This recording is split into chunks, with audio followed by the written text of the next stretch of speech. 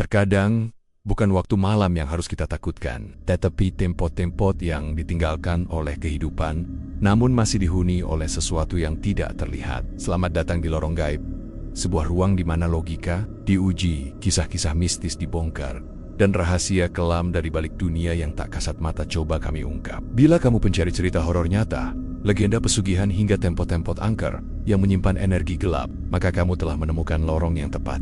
Di episode kali ini, kita akan membuka kembali sebuah babak kelam dari Jepara. Kota yang dikenal dengan ukiran kayu yang indah, namun menyimpan luka batin pada sadit-sadit sunyinya. Sebuah sekolah yang seharusnya menjadi tempat belajar dan masa depan, kini berdiri kosong, terlupakan, dan dihuni, tapi bukan oleh manusia.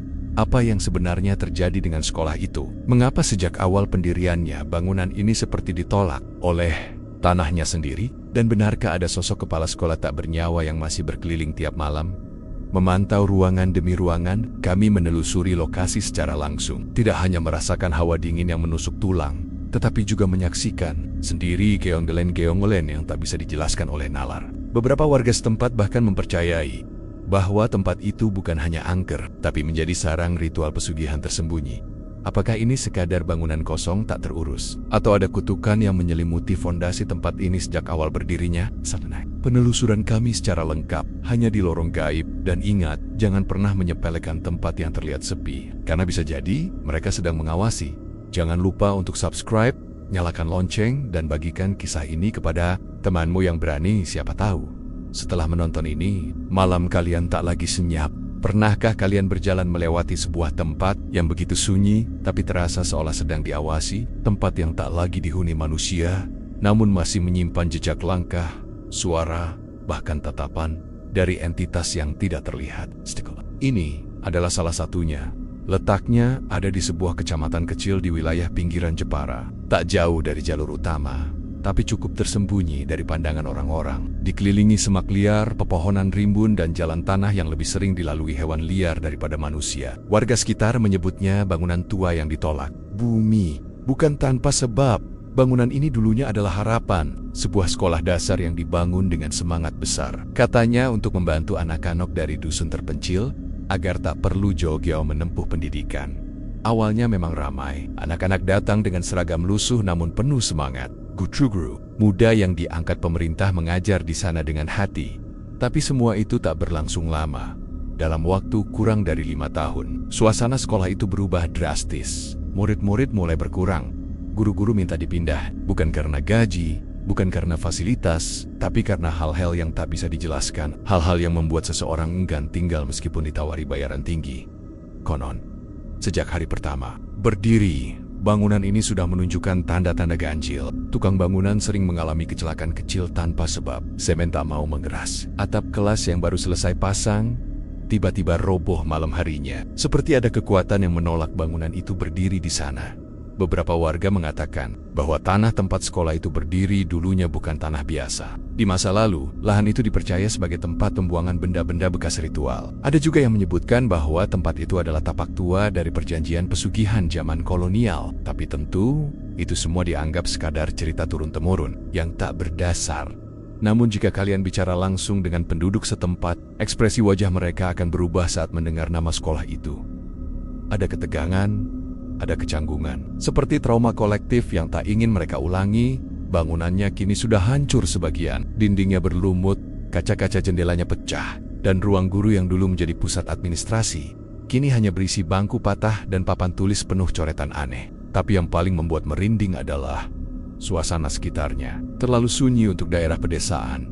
Tak ada burung, tak ada serangga, bahkan anjing pun enggan melintas. Beberapa warga pernah mencoba memanfaatkan ruangannya sebagai tempat penyimpanan hasil panen. Tapi setiap kali itu dilakukan, selalu ada kejadian ganjil. Mulai dari tikus mati mendadak, suara langkah kaki tengah malam, hingga bayangan tinggi besar yang berdiri di sudut kelas dan menghilang saat disorot lampu. Sekarang, tak ada yang berani mendekat. Bahkan di siang bolong, sekolah itu sudah dianggap wilayah terlarang. Anak-anak dilarang bermain dekat situ. Para petani memilih memutar jalan lebih jauh demi menghindarinya. Dan bagi mereka yang pernah masuk ke dalam, selalu ada rasa yang sulit dijelaskan, seperti terbebani, tertekan, atau bahkan seperti tersesat di waktu yang berbeda. Yang membuatnya lebih menyeramkan lagi, tidak ada keterangan resmi dari pemerintah daerah tentang alasan penutupan sekolah ini. Tidak ada dokumen yang menjelaskan kenapa bangunan itu ditinggalkan, siapa kepala sekolah terakhirnya, atau kemana para gurunya pergi. Semua seperti dilenyapkan dari catatan. Dan kini, bangunan itu berdiri bagai monumen dari sesuatu yang tak selesai. Sesuatu yang dipaksa hadir di tempat yang seharusnya tidak boleh disentuh. Di balik tembok-tembok kusamnya, tersimpan bisikan-bisikan yang hanya bisa didengar oleh mereka yang peka. Mereka yang cukup berani atau cukup nekat untuk masuk ke wilayah yang seharusnya dilupakan. Inilah titik awal dari kisah yang akan kami ungkap malam ini. Sebuah sekolah yang bukan sekadar kosong, tapi menyimpan sisa energi dari sesuatu yang belum selesai. Dan kalian, para penjelajah lorong gaib, akan kami bawa masuk satu langkah lebih dalam. Setelah bangunan itu selesai dibangun, harapan sempat tumbuh. Anak-anak dari dusun sekitar mulai berdatangan. Tak banyak memang. Sekolah itu hanya memiliki 2 ruang kelas utama, 1 ruang guru dan 1 toilet kecil yang airnya sering kering, tanpa sebab. Tapi pada awalnya, semuanya berjalan seperti sekolah dasar biasa. Tahun pertama terasa normal. Anak-anak bermain di halaman tanah, guru-guru yang ditugaskan cukup aktif mengajar, meskipun fasilitas seadanya. Tapi entah kenapa, sejak semester kedua, mulai muncul kejadian-kejadian yang membuat suasana berubah. Awalnya hanya terdengar sebagai keluhan kecil. Ada guru yang merasa seperti diawasi terus-menerus meski sedang sendirian di ruang guru. Ada pula anak-anak yang mulai enggan masuk ke kelas tertentu. Mereka bilang, di situ ada nenek yang duduk di pojok dan menatap kami. Tentu saja, orang dewasa menertawakannya. Anak-anak memang kadang punya imajinasi yang liar. Tapi semua berubah saat satu persatu kejadian tak masuk akal mulai terjadi. Seorang guru honorer yang baru mengajar 3 minggu pulang dalam keadaan histeris. Ia kabur dari kelasnya sendiri dan bersumpah tak akan pernah kembali. Kata orang, dia melihat papan tulis menulis sendiri. Tulisannya samar, berganti-ganti, dan semuanya dalam bahasa yang tak dimengerti. Ia sempat dirawat di puskesmas karena tak berhenti menangis selama 3 hari. Setelah itu, anak-anak mulai jatuh sakit. Bukan hanya 1-2, tapi hampir separuh murid kelas bawah mengeluh sakit kepala, demam, bahkan ada yang mendadak muntah darah. Yang lebih aneh, begitu mereka tidak masuk sekolah, gejalanya hilang. Tapi saat kembali, tubuh mereka kembali melemah. Seolah ada sesuatu di tempat itu yang menyedot energi anak-anak. Kemudian ada cerita tentang suara yang terdengar di malam hari. Warga sekitar yang rumahnya tak jauh dari sekolah mengatakan sering mendengar suara lonceng berbunyi sendiri, walaupun tidak ada bel listrik di sekolah itu. Kadang terdengar suara langkah kaki berjalan mondar-mondir di halaman tanah kering di waktu ketika tidak seharusnya ada siapapun di sana. Kejadian paling menghebohkan terjadi di tahun keempat. Kepala sekolah waktu itu, seorang pria berusia 50-an yang dikenal tenang dan religius, ditemukan tak sadarkan diri di ruang guru. Tidak ada luka di tubuhnya, tapi saat ia sadar 2 hari kemudian, ia tak bisa bicara lagi. Sejak saat itu, ia mengundurkan diri tanpa banyak bicara dan pindah keluar kota. Sampai sekarang warga tak tahu kabarnya. Setelah itu satu persatu, guru mengajukan mutasi. Anak-anak dipindahkan ke sekolah terdekat. Meskipun harus menempuh jarak 2 kali lebih jauh, beberapa orang tua bahkan memilih menyekolahkan anaknya keluar kecamatan. Tak ada yang berani membantah keputusan itu. Karena semua ada yang salah di tempat itu. Tak ada upacara penutupan, tak ada pengumuman resmi. Suatu hari sekolah itu hanya berhenti, kegiatan belajar mengajar dihentikan tanpa alasan jelas. Papan nama dilepas, administrasi ditarik oleh dinas, dan bangunan itu dibiarkan kosong, seperti tubuh yang ditinggalkan. Rohnya, waktu pun berlalu, rumput tumbuh liar, dinding mulai retak. Namun cerita tentang tempat itu tak ikut mati. Justru makin banyak yang membisikkan tentang peristiwa-peristiwa ganjil yang terjadi setelah sekolah itu tutup. Seorang anak muda pernah iseng masuk ke sana malam hari, sekadar uji nyali. Esoknya ia ditemukan tidur di tengah ruang kelas. Dalam posisi enak, badannya gemetar, mulutnya menggumam seperti membaca doa. Tapi bukan doa dalam bahasa yang dikenali siapapun. Setelah dibangunkan, ia tak ingat apapun, tapi matanya tampak kosong selama berminggu-minggu. Dan dari sinilah dugaan-dugaan mengarah pada satu kesimpulan yang lebih mengerikan, bahwa sekolah itu tidak pernah benar-benar kosong, bahwa penutupan sekolah bukan karena alasan logistik, bukan karena kekurangan murid, tapi karena sesuatu yang lebih dalam, lebih dan lebih kelam dari sekadar kesalahan manusia. Sebagian percaya tempat itu dibangun di atas tanah yang memiliki Ikitong Gabe, sebuah kontrak tak terlihat yang dilanggar saat tanah itu dijadikan tempat pendidikan. Mungkin dulunya tempat itu bukan hanya sekadar lahan biasa, bisa jadi itu adalah titik ritual, tempat perjanjian pesugihan zaman dulu yang tak boleh diusik. Lalu, siapa yang memaksakan pembangunan sekolah di tempat seperti itu? Apakah benar mereka tak tahu sejarah kelam tanah tersebut? Atau justru ada yang tahu dan sengaja membangun di sana untuk mengunci sesuatu? Pertanyaan-pertanyaan inilah yang terus menggantung, tak pernah terjawab, dan di balik sunyinya sekolah yang kini hanya dihuni angin dan waktu, tersimpan jejak dari penghentian yang bukan sekadar administratif, tapi lebih seperti pelarian dari sesuatu yang tak mampu dilawan, sesuatu yang hingga hari ini masih menetap di sana, menunggu siapa saja yang berani datang, untuk mesut dan mengulang kisah yang belum selesai. Kalau kita hanya melihat dari luar, mungkin bangunan tua itu tak lebih dari reruntuhan masa lalu. Sekolah yang gagal, proyek yang mangkrak, tempat yang tak lagi penting. Tapi, dengarkan cerita dari mereka yang hidup di dekatnya, para warga desa yang sudah tinggal puluhan tahun di sekitar tanah itu. Cerita-cerita dari mereka yang tidak mencari sensasi, tidak bermain drama, tapi menyimpan kisah yang terlalu mengganggu untuk mereka bagi sembarangan. Kami berbicara dengan beberapa orang. Nama mereka tak perlu disebutkan. Bukan karena mereka takut, tapi karena mereka merasa menyebut nama sendiri saja sudah cukup untuk memanggil perhatian yang tak diinginkan. Salah satu dari mereka, seorang pria tua yang rumahnya hanya berjarak sekitar 200 meter dari sekolah, berkata begini, "Kamu mungkin kuat secara logika, tapi kalau malam hari, sekolah itu bisa membengkokkan pikiranmu sendiri. Kadang saya dengar suara anak kecil menyanyi, padahal semua anak desa sudah tidur. Tapi kalau saya keluar rumah untuk memastikan, suara itu tiba-tiba berhenti. Seperti tahu saya sedang mendengarkan." Cerita lain datang dari seorang ibu rumah tangga. Ia pernah mengalami kejadian yang masih membuatnya merinding hingga kini. Suatu malam, saat menjemur pakaian yang lupa diambil, ia melintasi gang kecil di dekat sekolah. Saat itu sudah lewat jam 10 malam. Jalanan gelap, tak ada orang. Tapi saat ia lewat, ia melihat lampu ruang kelas menyala dari dalam. Padahal sekolah itu tak memiliki aliran listrik sejak bertahun-tahun lalu. Saya kira ada orang, tapi waktu saya tengok dari sela jendela, ruangan kosong, tapi lampunya terang. Dan saya lihat ada bayangan kepala anak kecil di papan tulis. Kepala saja, tidak ada tubuh. Ia tak pernah lagi melewati gang itu setelah gelap. Bahkan sampai hari ini, ia menolak menyebut nama sekolah itu dengan keras. Ia hanya menyebutnya bangunan yang itu. Seorang pemuda juga membagikan kisahnya. Ia dulunya sering bermain di sekitar sekolah bersama teman-teman kecilnya. Mereka biasa memanjat pagar dan bermain bola di lapangan tanah depan sekolah. Sebelum semuanya berubah, ia masih ingat jelas hari di mana mereka masuk ke ruang kelas untuk berteduh dari hujan. Saat itu hanya mereka berlima. Tapi ketika mereka menghitung ulang saat hendak pulang jamlah mereka, 6, satu anak diam di sudut kelas, tak berbicara, tak bergerak, tapi mereka semua merasa anak itu ikut sejak awal. Saya masih ingat wajahnya, tapi sekarang saya tidak bisa mendeskripsikannya. Rasanya seperti wajah yang ada, tapi nggak ada. Seperti saya tahu dia ada, tapi ingatan tentang dia menolak untuk muncul jelas. Sejak saat itu, mereka berhenti bermain di sana. Dan satu persatu dari mereka mengalami mimpi buruk yang sama selama berbulan-bulan berada di kelas itu. Terkunci dari dalam, dan terdengar suara langkah kaki mendekat perlahan. Cerita yang paling membuat kami terdiam datang dari mantan penjaga malam sebuah bangunan kosong tak jauh dari lokasi sekolah. Ia sering lewat depan sekolah saat berangkat dan pulang tugas. Ia orang yang dikenal berani, percaya hal mistis. Tapi bahkan ia mengaku, "Saya lebih rela jaga kuburan daripada diminta berdiri 10 menit di depan pagar sekolah itu, apalagi saat malam." Ia mengaku pernah melihat sesuatu, sosok tinggi, berdiri membelakangi gerbang, seolah menunggu seseorang. Tapi saat ia senter ke arah sosok itu, bayangannya tidak ada di tanah, seolah tidak berasal dari dunia ini.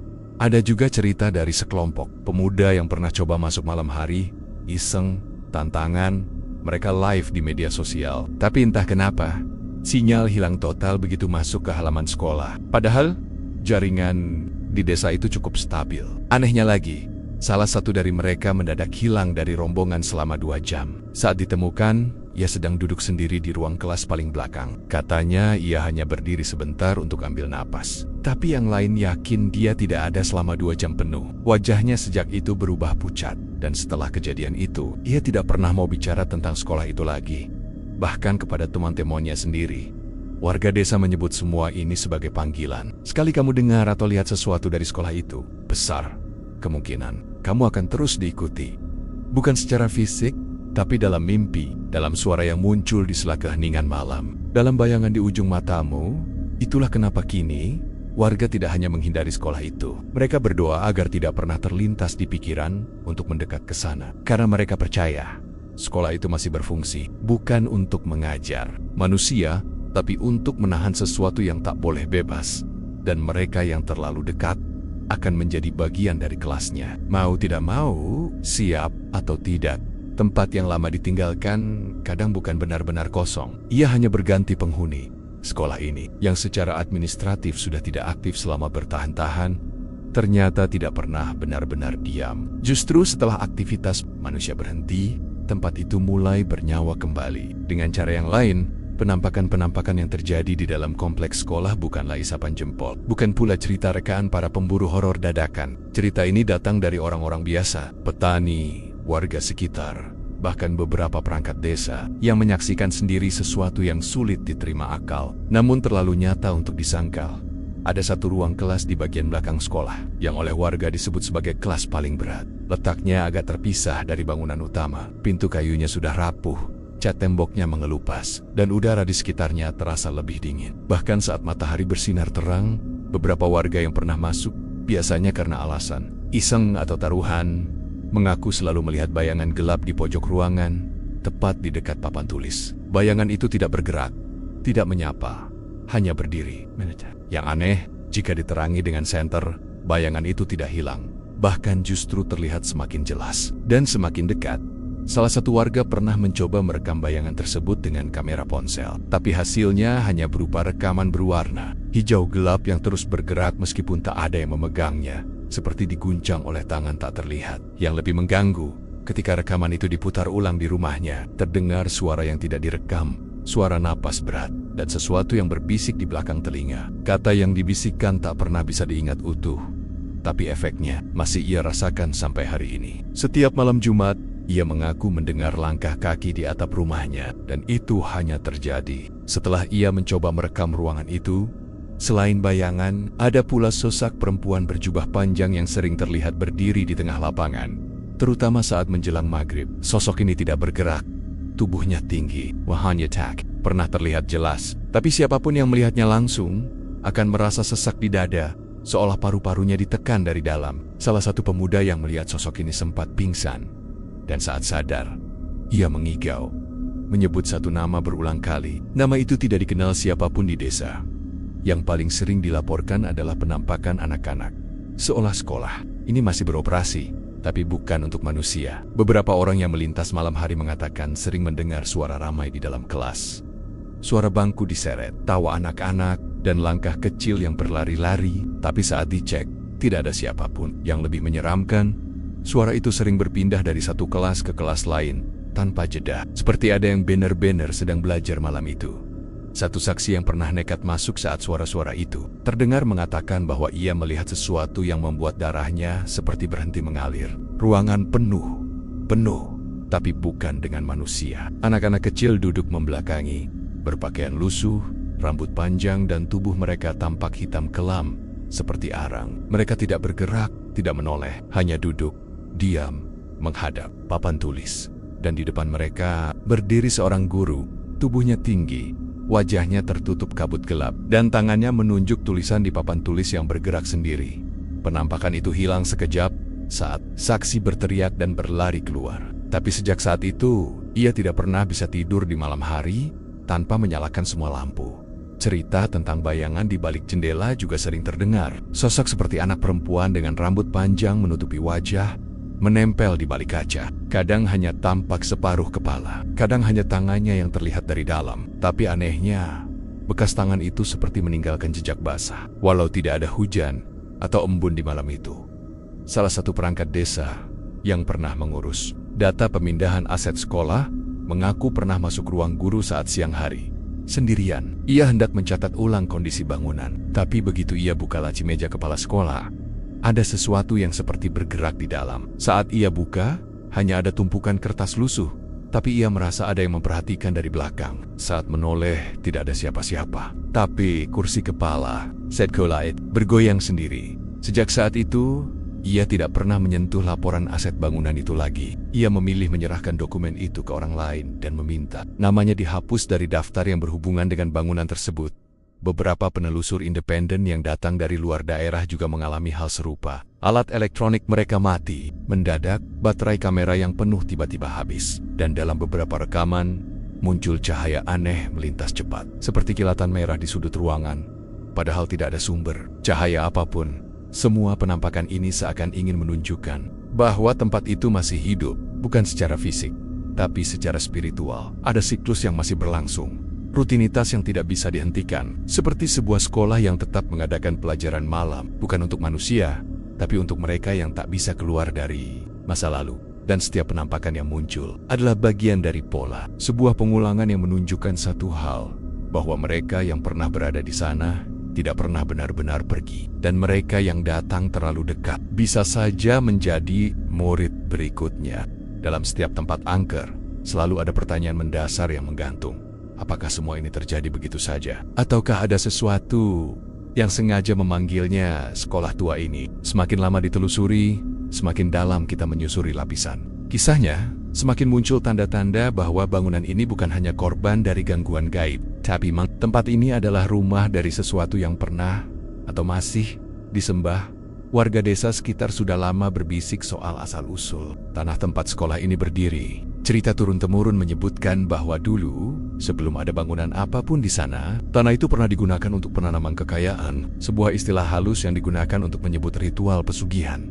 Ritual ini tidak seperti kisah umum tentang siluman, tuyul, atau janji dengan dukun gunung. Yang terjadi di sini jauh lebih sunyi dan jauh lebih berbahaya. Konon, dahulu kala, ada seorang juragan tanah dari luar Jepara yang membeli area tersebut dengan harga sangat murah.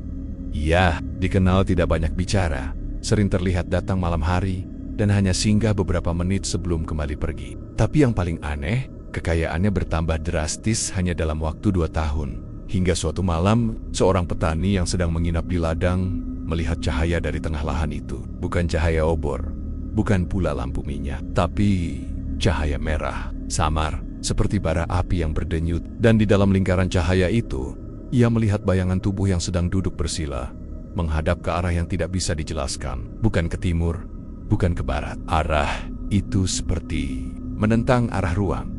Petani itu sakit selama 2 minggu. Ia menggigil setiap malam. Dan dalam mimpinya, ia mengaku melihat meja kayu dengan kepala hewan tergeletak di atasnya. Dikelilingi tulisan-tulisan aneh yang seperti bergerak setelah juragan. Tanah itu hilang entah kemana, lahan tersebut menjadi kosong bertahun-tahun. Tak ada yang mau membeli. Sampai akhirnya muncul program pembangunan sekolah. Entah disengaja atau tidak, sekolah dibangun tepat di tenggo-tengga lokasi ritual lama itu. Dan sejak awal, gangguan muncul satu persatu. Yang membuat dugaan ini semakin menguat adalah penemuan benda-benda aneh di dalam sekolah. Bahkan bertahan-tahan setelah tempat itu ditinggalkan, pernah ditemukan kendi tanah liat yang terkubur setengah di lantai ruang guru. Isinya bukan air, tapi gumpalan rambut dan pecahan cermin. Di ruang kelas belakang, ada batu pipih persegi 4 yang membentuk pola, dan setiap sudutnya ditandai dengan bercak hitam seperti bekas terbakar. Dan yang paling mengejutkan, di balik papan tulis yang terlepas oleh angin, seseorang menemukan kain hitam kecil bertuliskan aksara kuno. Aksara itu bukan Jawa, bukan Arab, dan bukan Latin. Tak seorang pun bisa membacanya. Tapi salah satu tokoh adat yang dipanggil untuk melihatnya berkata pelan, "Ini bukan tulisan biasa. Ini semacam perjanjian." Warga yang pernah mencoba membersihkan atau membongkar benda-benda itu selalu mengalami gangguan. Entah itu sakit tiba-tiba, kehilangan pekerjaan, rumah terbakar, atau suara-suara yang mengikuti mereka hingga ke rumah. Salah satu orang yang pernah membawa pulang batu dari sekolah itu, hanya untuk kenang-kenangan, akhirnya mengalami musibah beruntun, dan pada akhirnya ia memulangkannya sendiri, tanpa diminta. Semakin dicermati, semakin kuat dugaan bahwa bangunan ini dibangun bukan hanya sebagai sekolah. Mungkin saja, pendiri awalnya memiliki niat lain, sebuah niat tersembunyi untuk menyegel, atau justru menguatkan kontrak lama yang pernah dibuat di atas tanah itu. Ada juga yang percaya bahwa bangunan sekolah itu hanya kedok, bahwa aktivitas belajar Minggayar hanyalah topeng, sementara di bawah tanahnya, secara spiritual, terus berlangsung pertukaran. Tempat itu menjadi semacam stasiun ritual, di mana sesuatu datang mengambil bayaran, dan manusia diam-diam memberikan tumbal. Tak sadar. Apa buktinya? Sulit dijelaskan secara langsung, tapi para spiritualis yang pernah mendatangi lokasi itu, tanpa tahu sejarahnya, selalu berkata satu hal, tempat ini seperti menunggu, tapi bukan menunggu manusia. Atmosfernya berat, energinya menekan, dan pada jam-jam tertentu, udara di sekitar bangunan berubah seperti logam panas. Padahal suhunya tetap dingin, seolah ada kekuatan yang mengembang dari dalam, memancar keluar. Bukan sekadar makhluk, tapi mungkin entitas, sesuatu yang sudah lama tertanam. Itulah sebabnya sekolah ini bukan hanya ditutup, tapi dibiarkan, ditinggalkan. Seolah orang-orang di balik pembangunan tahu, apapun yang dibuka di sana, tak bisa ditutup kembali. Dan mungkin itulah alasan mengapa penampakan masih terjadi hingga kini. Mereka bukan sekadar hantu gentayangan, mereka adalah penjaga. Atau mungkin sisa-sisa dari sebuah ritual yang tak pernah selesai. Satu pertanyaan pun muncul dan menggema dalam diam. Apakah sekolah ini dibangun untuk anak-anak? Atau untuk sesuatu yang lebih tua, lebih lap, dan lebih setia? Dalam setiap peristiwa ganjil, selalu ada dua jalur pemahaman. Yang pertama, jalan yang bisa kita ukur dengan akal, penuh rumus, sebab akibat, dan penjelasan logis. Yang kedua, jalan yang lebih sunyi, yang berjalan di antara bisikan, firasat, dan sesuatu yang tidak bisa disentuh, tapi terasa. Jalur gaib sekolah kosong di Jepara ini berada tepat di persimpangan dua jalur itu. Mereka yang skeptis, para kasionalis mungkin akan bertanya, kenapa harus dikaitkan dengan hal mistis? Bukan, semua ini bisa dijelaskan secara ilmiah. Dawnbend, pada permukaannya beberapa peristiwa memang seolah punya penjelasan. Misalnya, tentang bau aneh yang sering muncul di salah satu ruang kelas, campuran amis dan kemenyan. Bisa saja itu berasal dari hewan mati, atau sisa bahan bangunan yang membusuk. Suara langkah kaki, mungkin pantulan suara hewan malam di dinding yang berongga. Bayangan di jendela, bisa jadi efek cahaya dari kendaraan yang lewat, meskipun sekolah itu jauh dari jalan utama. Alat elektronik mati mendadak, barangkali karena medan elektromagnetik liar dari logam tua yang tertanam di dalam bangunan. Tapi, apakah semua itu kukep? Karena logika hanya bisa menjelaskan apa yang terjadi, tapi tidak selalu mengapa hal itu terus terjadi.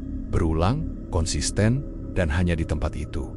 Contohnya, mengapa hanya mereka yang masuk ke ruangan tertentu yang mengalami mimpi? Pirek, mengapa beberapa orang yang menyaksikan penampakan tidak hanya merasa takut, tetapi mengalami efek fisik jangka panjang, seperti kejang, hilang ingatan sesaat, atau bahkan kehilangan arah waktu? Logika bisa menjelaskan gangguan psikologis sebagai bentuk halusinasi, mungkin trauma, tapi bagaimana menjelaskan fakta bahwa orang yang berbeda, di waktu berbeda, tanpa saling mengenal, mengalami mimpi yang sama, tentang ruang kelas yang penuh, tentang suara anak-anak, tentang sosok guru tanpa wajah yang menulis sesuatu di papan dengan bahasa yang tak bisa dibaca? Kami mencoba menganalisisnya dari dua sisi. Dari sisi logika, kita tahu bangunan tua bisa menyimpan suara dan gelombang tertentu. Fenomena ini disebut resonansi frekuensi rendah atau infrasound yang dapat memicu perasaan cemas, panik, bahkan ilusi visual. Kemudian, arsitektur yang lembab dan tertutup juga dapat menyebabkan penumpukan karbon monoksida dalam jumlah kecil. Ini berpotensi menimbulkan rasa pusing, sesak napas, hingga perubahan persepsi.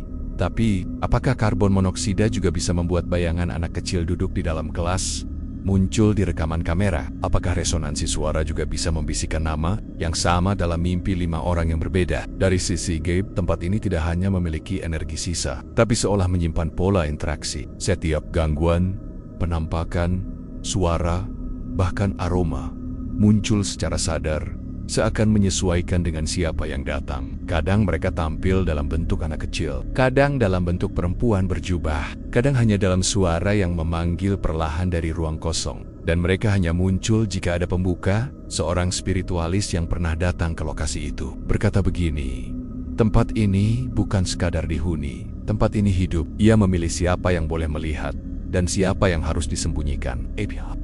Bisa jadi, sekolah ini memang menjadi tempat perlintasan antara dua dunia.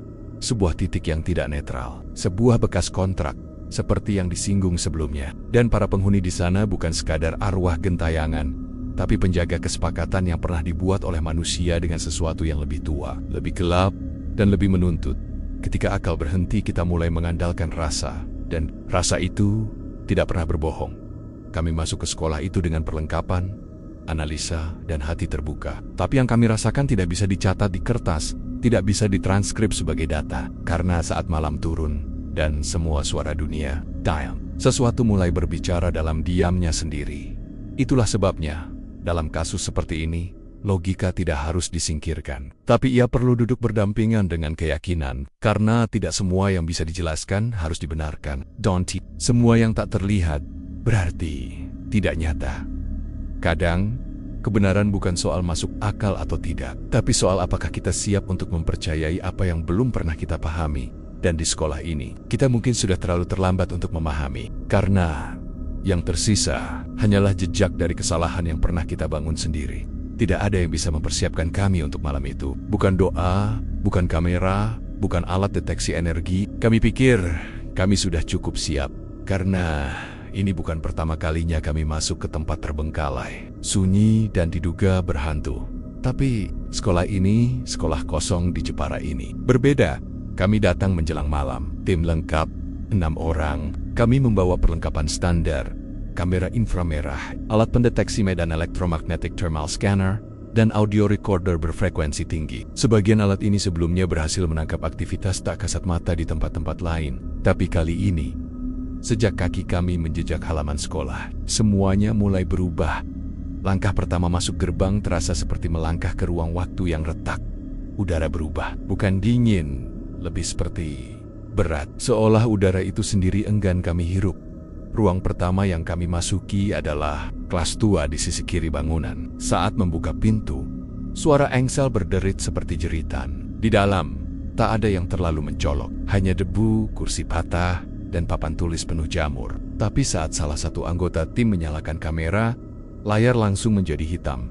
Bukan gelap, tapi seperti tersedot. Hanya pada ruangan itu. Kamera kedua menampilkan gambar normal. Tapi ketika diarahkan ke sudut kanan ruangan, gambarnya mulai bergoyang, seolah ada sesuatu di sana, mempengaruhi sinyal. Kami pasang alat pendeteksi suhu. Titik di dekat papan tulis tiba-tiba turun drastis hingga 11 derajat. Padahal suhu malam itu seharusnya masih di atas ke-25. Tidak ada AC, tidak ada angin. Yang lebih aneh, suhu ruangan kembali normal begitu satu orang keluar. Tapi ketika kami masuk bersama-sama, suhu turun lagi. Seolah ruangan itu tidak suka kami datang sebagai kelompok. Lalu terdengar bunyi pertama, seperti suara gesekan kayu. Kami pikir itu dari atap, tapi tidak ada pohon, tidak ada angin. Suaranya konsisten, berulang, seperti kursi yang diseret pelan. Kami telusuri sumbernya, dan tiba di ruang guru, tempat yang sejak awal dikabarkan menjadi pusat gangguan. Kami masuk dengan tenang, menyalakan senter, memeriksa satu persatu meja, dan di meja kepala sekolah, laci terbuka sendiri. Tidak keras, tidak mengejutkan, tapi perlahan, seperti ada tangan yang membuka dengan lembut salah satu tim.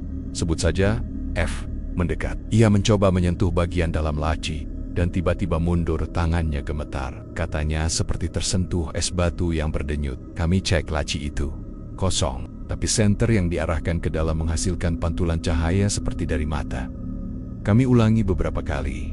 Tak ada logam, tapi pantulan itu tetap muncul. Kami pasang audio recorder di ruangan itu dan biarkan berjalan. Lalu lanjut ke aula belakang, tempat yang kabarnya menjadi titik ritual masa lalu.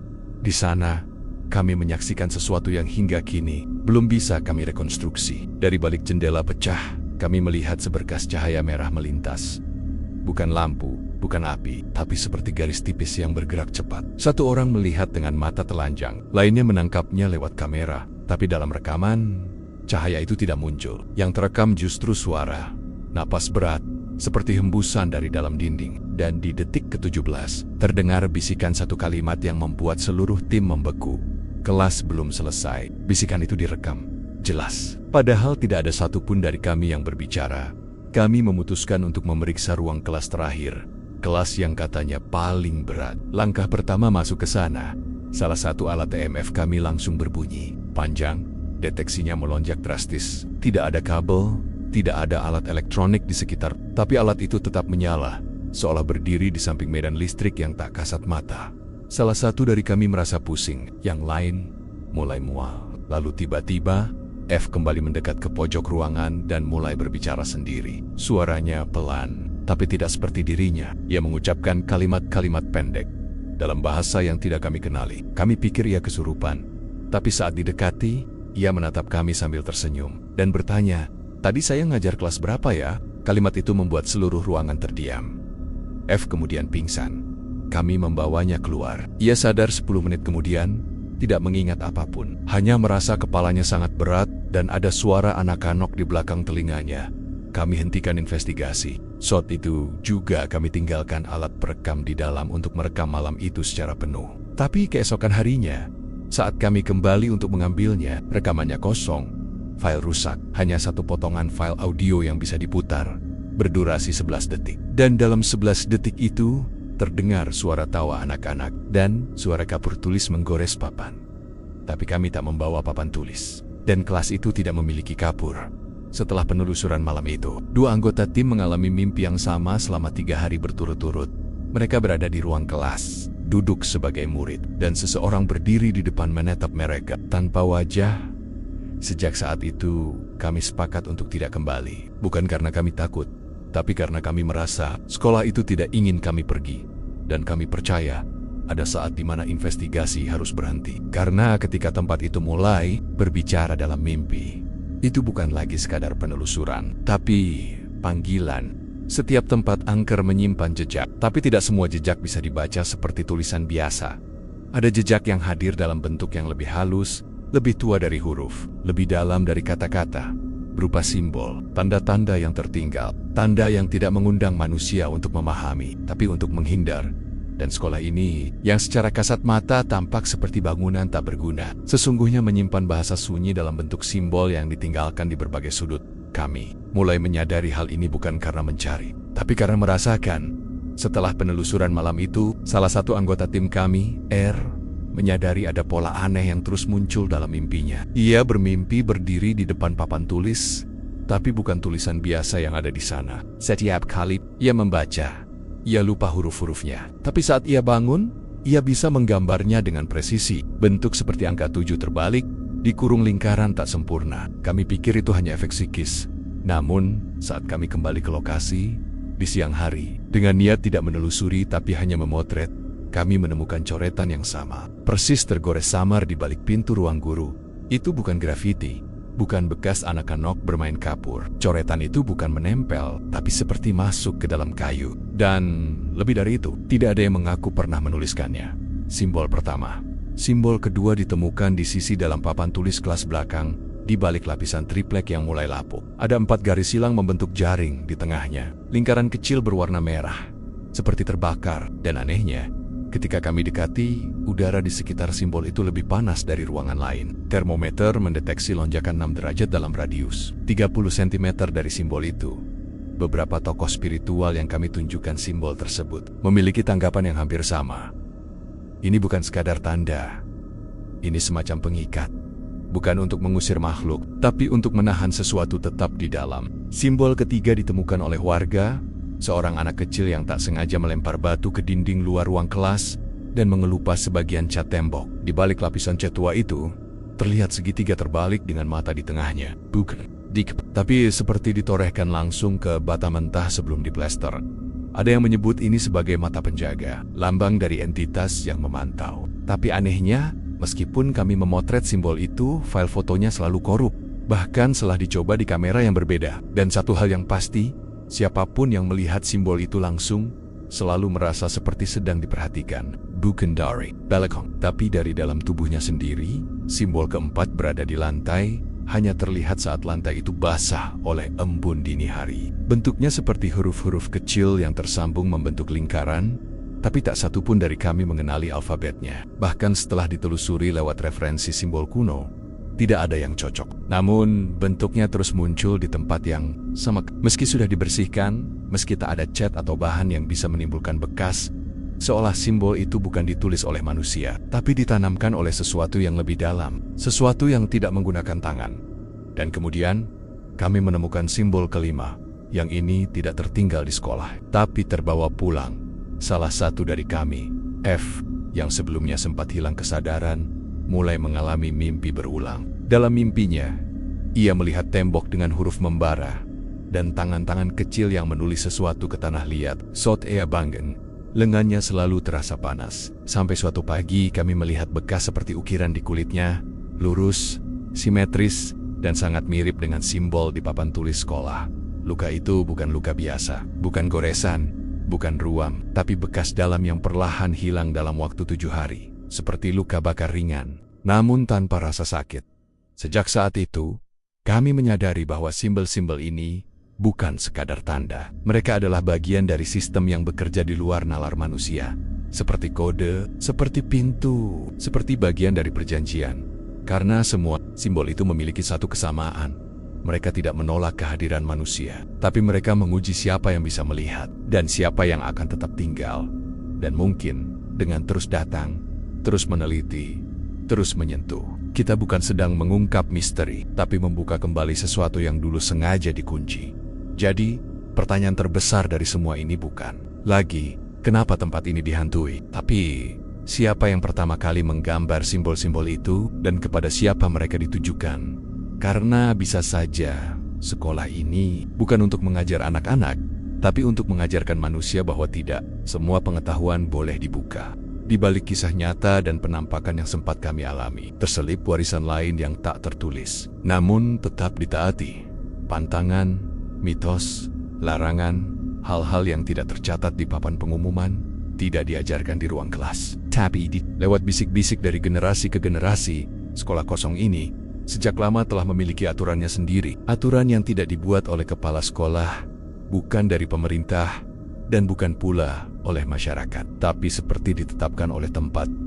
Dan barang siapa melanggar akan membayar. Warga sekitar tahu, meski tidak semua berani bicara, tapi ada beberapa aturan yang mereka yakini bukan sekadar kepercayaan lama, melainkan cara untuk menghindar dari bahaya yang tak terlihat. Pantangan pertama, jangan menuabat nama sekolah itu setelah maghrib, bukan karena tabu, tapi karena disebutkan bahwa nama itu adalah kunci. Dan di waktu senja, saat batas dunia mulai menipis, menyebut nama sekolah itu sama saja dengan memanggil perhatian sesuatu dari dalam. Beberapa warga bercerita tentang kejadian ganjil setelah anak-anak mereka menyebut nama sekolah itu sambil bermain. Ada yang kesurupan ringan, ada yang mengalami mimpi buruk ditenji oleh guru berwajah kosong, dan ada juga yang mulai bicara sendiri, menggunakan suara yang bukan miliknya. Pantangan kedua, jangan menyalakan api atau cahaya merah di dalam lingkungan sekolah. Konon warna merah adalah simbol panggilan, pemicu memori dari ritual masa lalu. Beberapa penelusur yang mencoba menyalakan lilin merah di aula utama mengaku mendengar suara langkah cepat. Dan tak lama setelah itu, semua alat elektronik mereka rusak. Salah satu bahkan mengaku sempat melihat cahaya merah terbentuk menjadi mata di tengah tembok. Mereka menyebutnya pengawas. Pantangan ketiga, jangan datang sendirian ke sana. Sekolah ini bukan tempat yang ramah terhadap mereka yang datang sendiri. Mereka yang pernah masuk seorang diri, bahkan hanya untuk memotret, seringkali mengalami kehilangan waktu. Ada yang merasa hanya 10 menit, tapi jam menunjukkan 2 jam telah berlalu. Ada juga yang kembali ke rumah tanpa ingat jalan pulang. Seolah ada jarak antara tempat itu dan dunia nyata. Pantangan keempat, jangan membawa apapun keluar, bahkan sekecil batu atau selembar kertas. Tempat ini konon memiliki penjaga benda. Setiap bagian di sekolah ini terikat dalam sistem spiritual yang rumit. Barang yang dibawa keluar dianggap membuka rantai, dan begitu rantai terbuka, yang datang bukan hanya gangguan, tapi ikatan batin dengan tempat itu sendiri. Beberapa orang mengaku mendadak merasa rindu, terpanggil untuk kembali, bukan karena penasaran, tapi seolah dipanggil. Padahal mereka tidak tahu, panggilan itu bukan undangan, tapi penjebakan. Pantangan kelima, jangan melihat ke jendela kelas 5. Terlalu lama. Warga sekitar menyebut jendela itu mata terakhir. Kaca jendela itu masih utuh, walau retak di beberapa sisi, tapi tak seorang pun mau menatap ke dalam lebih dari beberapa detik. Karena yang pernah mencoba, katanya, melihat pantulan dirinya sedang duduk di dalam, bukan bayangan biasa, tapi versi dirinya yang tidak berkedip, tidak bergerak, dan tersenyum. Perlahan, sejak itu, ia sulit tidur, dan dalam mimpinya, selalu ada dirinya yang lain. Menatap dari kejauhan. Pantangan keenam, jangan membaca tulisan di papan tulis jika masih terlihat. Papan tulis di ruang guru kadang muncul goresan-goresan samar, bukan tulisan dari manusia, tapi bentuk seperti mantra atau simbol. Beberapa warga yang penasaran pernah membacanya karus-karas, hanya untuk kemudian jatuh sakit selama berminggu-minggu. Dan anehnya, Suara mereka saat membaca terdengar kembali dalam mimpi, dengan nada yang lebih berat dan lambat. Seolah suara itu telah time out dan diputar kembali oleh sesuatu pantangan ketujuh. Jangan datang saat hujan gerimis, pertama bulan Suro. Entah ini kebetulan atau tidak, tapi beberapa kejadian paling parah, termasuk hilangnya seekor kambing milik warga tanpa jejak, dan kesurupan massal anak-anak, terjadi pada malam Suro yang bertepatan dengan hujan gerimis. Orang tua di desa menyebut waktu itu sebagai malam terbuka, di mana gerbang yang biasanya tersegel terbuka barang sebentar. Dan itu cukup untuk sesuatu keluar, atau cukup untuk menarik seseorang masuk pantangan ke-8. Jangan pernah mencoba mengajar di sana. Pernah ada sekelompok remaja yang iseng membuat konten horor. Mereka berpura-pura jadi guru dan murid, bahkan membuat skenario belajar di kelas belakang. Hasilnya, 3 dari mereka kesurupan, dan yang paling mengejutkan, salah satu dari mereka mendadak bisa menulis dalam bahasa aneh yang tidak dipelajari sebelumnya, mirip dengan simbol di ruang guru. Tulisannya tertulis rapi, dan tangannya bergerak sendiri. Itu bukan candaan, itu bukan hal yang bisa kita anggap remeh. Karena tempat yang pernah digunakan untuk ritual, bisa jadi masih mengingat peran lamanya. Dan siapapun yang mencoba memainkan peran itu kembali, akan dianggap bagian dari kontrak, mitos, dan pantangan. Ini, meski terlihat tidak masuk akal, tetap dipegang erat oleh warga, karena bukan soal percaya atau tidak, tapi soal menghindari hal yang sudah terlalu sering menuntut bukti lewat korban. Sekolah ini bukan sekadar bangunan kosong. Ia hidup dalam ingatan, dan ia menulis ulang aturannya sendiri, dalam bahasa yang hanya bisa dibaca oleh mereka yang berani datang, dan tidak semua pulang dalam keadaan yang sama. Sekolah ini hanyalah satu dari ribuan bangunan kosong yang tersebar di seluruh pelosok negeri. Namun dari semua tempat yang pernah kami telusuri, jarang ada yang menyimpan diam yang seberat ini. Bukan karena kerasukan massal, bukan karena rekaman viral, tapi karena ia menyimpan sesuatu yang lebih dalam, jejak manusia, dan perjanjian yang tak pernah selesai. Dari luar, mungkin tampak biasa, hanya tembok yang mulai rapuh, jendela yang pecah, cat yang terkelupas. Tapi di dalamnya, di balik ruang kelas, lorong-lorong sepi, dan meja tua yang ditinggalkan, ada memori yang tidak pernah pergi. Memori yang terpatri dalam dinding, menyatu dengan tanah, dan terus memanggil siapapun yang terlalu penasaran. Untuk menjawab, kita telah menyusuri berbagai sisi dari sejarah kelam sekolah yang ditutup tiba-tiba, kesaksian warga yang mengaku melihat dan mendengar yang tak terlihat, penampakan yang tertangkap dalam bentuk energi, suara, dan perasaan, hingga simbol-simbol yang tertinggal, seolah menjadi bahasa kuno dari masa yang dikubur dalam diam. Semua ini membuat satu hal jadi jelas. Tempat ini bukan sekadar ditinggalkan. Tempat ini sengaja dibiarkan, bukan karena lupa, tapi karena takut membuka sesuatu yang pernah ditutup dengan susah payah. Ada alasan mengapa tidak ada yang berani merobohkan sekolah ini. Ada alasan mengapa sebagian warga memilih diam. Dan ada alasan mengapa kita semua saat berada di sana merasa seolah diperhatikan. Mungkin bukan tempat ini yang menunggu kita, tapi kita yang tak sengaja melangkah terlalu dekat dengan sesuatu yang sudah menunggu terlalu lama. Pesan kami untuk kalian, para penonton Lorong Gaib, jangan pernah meremehkan tempat yang terlihat kosong, karena yang kasat mata belum tentu satu-satunya. Yang ada dan yang tak tampak bukan berarti tak hidup. Jika kalian pernah merasakan kejanggalan di tempat yang tak semestinya, bau amis yang muncul tanpa sebab, suara langkah tanpa wujud, mimpi berulang yang seperti nyata, jangan buru-buru menyip, karena bisa jadi kalian sedang berada terlalu dekat dengan sesuatu yang tidak ingin ditemukan. Biarkan beberapa tempat tetap sunyi, biarkan beberapa pintu tetap tertutup, dan jika kalian datang ke tempat seperti ini, jangan pernah membawa apapun pulang, termasuk keingintahuan yang terlalu dalam. Jangan lupa subscribe, aktifkan lonceng, dan bagikan video ini jika kalian suka penelusuran penuh misteri seperti ini. Kami adalah Lorong Gaib, dan selama kalian masih ingin tahu, kami akan terus menyusuri lorong-lorong yang tak semua orang berani masuk. Sampai jumpa di penelusuran berikutnya. Dan ingat, beberapa tempat tidak menunggu penjelasan. Mereka hanya menunggu kita salah langkah.